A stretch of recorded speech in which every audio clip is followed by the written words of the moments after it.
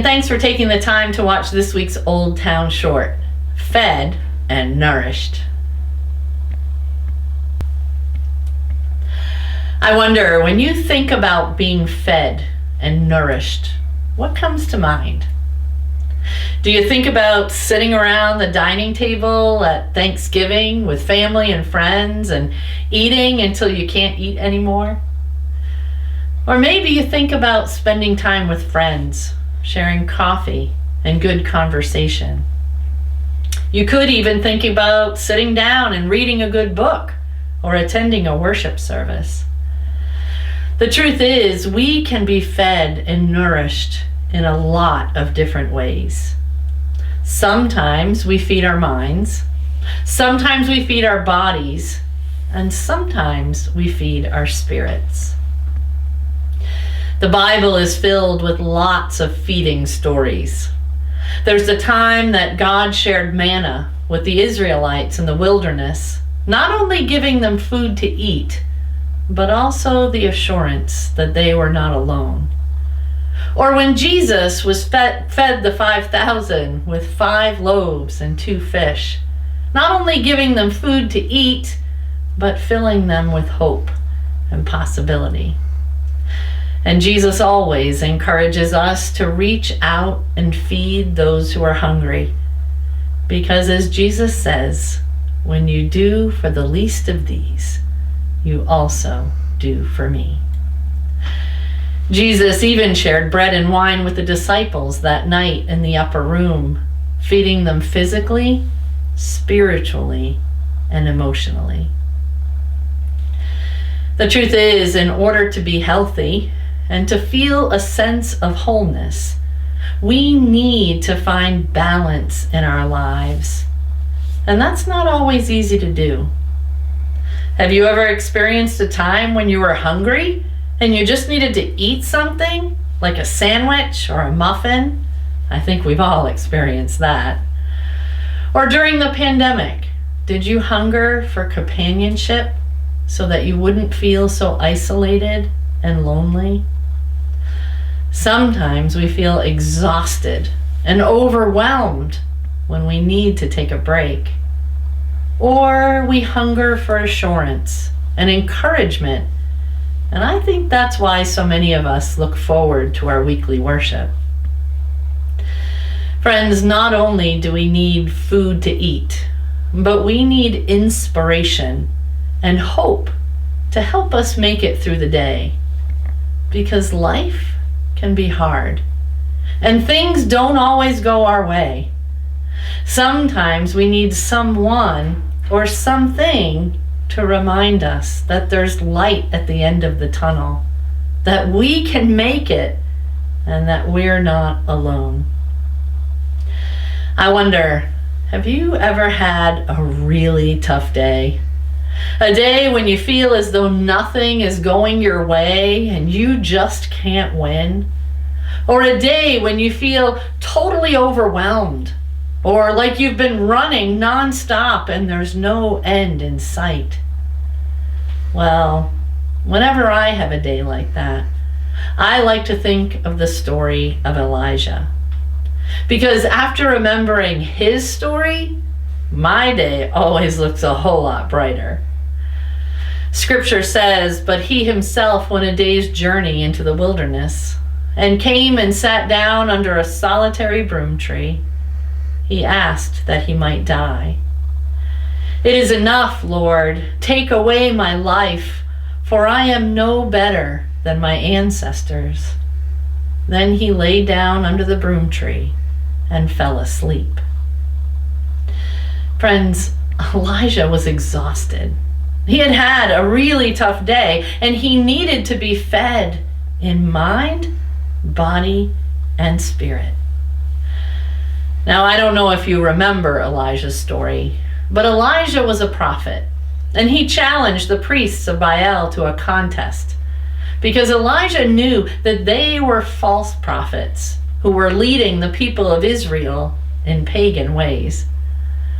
Well, after winning the contest and turning the people back to God, Elijah killed the 450 priests of Baal, for misleading the tribes of Israel. Upon hearing what had happened, King Ahab, who had been convinced to follow the priests of Baal by his wife Jezebel, ran to tell his wife, and let's just say she was not happy, to say the least. She sent word to Elijah that she was coming for him, and that she would treat him as he treated the priests of Baal. Sounds like a soap opera, doesn't it? Well, today we find Elijah running for his life. But Elijah was a good prophet, and God was happy with the work that he had done. So God sent an angel to feed and nourish Elijah. Scripture tells us, suddenly an angel touched him and said to him, "Get up and eat."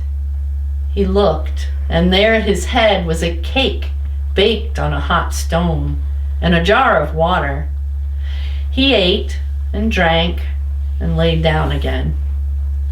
The angel of the Lord came a second time, touched him and said, "Get up and eat.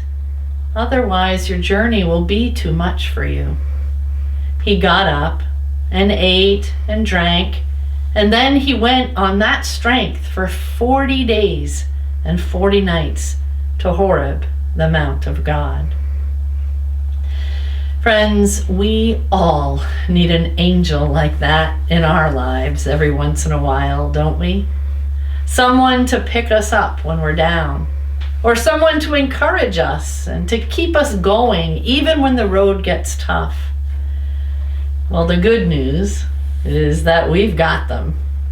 Because not only do we have stories of faith and amazing gifts of grace, but we also have the forgiveness and the hope and the promise that our faith brings. And if that's not enough, we also have an amazing community of faith that encourages us and helps us and inspires us. My friends, the encouragement that Elijah experienced is still experienced today. You've experienced it, and I've experienced it.